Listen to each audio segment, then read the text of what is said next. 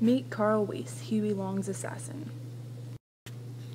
Weiss was born in the early 1900s. He did very well in high school, named valedictorian of his class, and went on to get a medical degree from the Tulane University in New Orleans, and ended up serving as a doctor and was named the president of the Louisiana Medical Society. So we know he was a very intelligent and qualified man. Senator Huey Long was a very popular politician from Louisiana at the time. He served as governor and eventually ran for the U.S. Senate and won the election. He still wanted to have his say in the politics of the state, though, so he appointed a close friend who he knew he could influence as governor and continue to dominate both at the state and national level.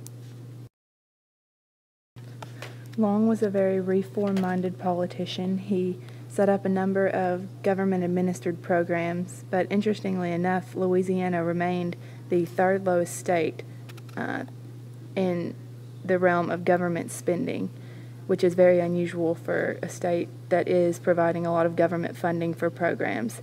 He kind of spearheaded the Share Our Wealth program, which gave him nationwide fame and also created a lot of controversy, but he became a widely endeared figure in the public. Long put a large emphasis on the building of infrastructure, which actually kept Louisiana doing better in their economy during the Great Depression because it created a lot of jobs for people working on the roads. As Long and his reforms grew in popularity, he began planning to run for President of the United States. Weiss, our assassin, married Yvonne Louise Pavey, who was the daughter of Judge Benjamin Henry Pavey. Judge Pavey's brother had run for lieutenant governor on the opposing ticket of Long. Judge Pavey, his brother, and Weiss, and a few other men became involved in an anti-Long group known as the Minutemen or the Square Deal Association. David Haas was the leader of this anti-Long group, and these men met in a DeSoto hotel in Baton Rouge one night, decided that the senator must be killed, and drew sticks to see who was going to do it. Weiss was selected for the job by the luck of the draw. Haas makes an interesting quote about Weiss. He says, "He would have killed Huey as he would have killed a snake." And I think that sheds a lot of light into Weiss's personality, given that he is willing to kill a huge, highly endeared political figure in the same way he would kill a pesky animal.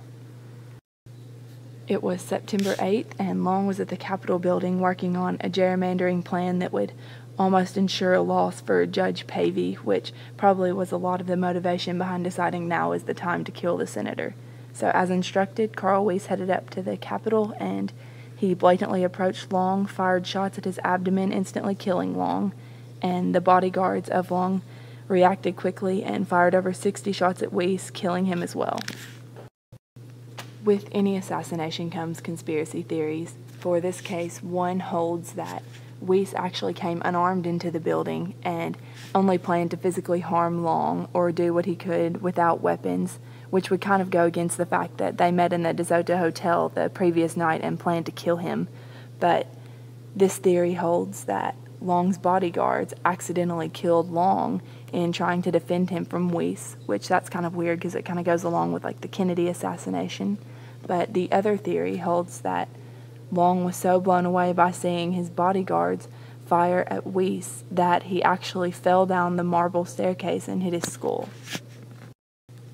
Though Long's death was very upsetting to many, some of the other political figures in the area were ready for some change.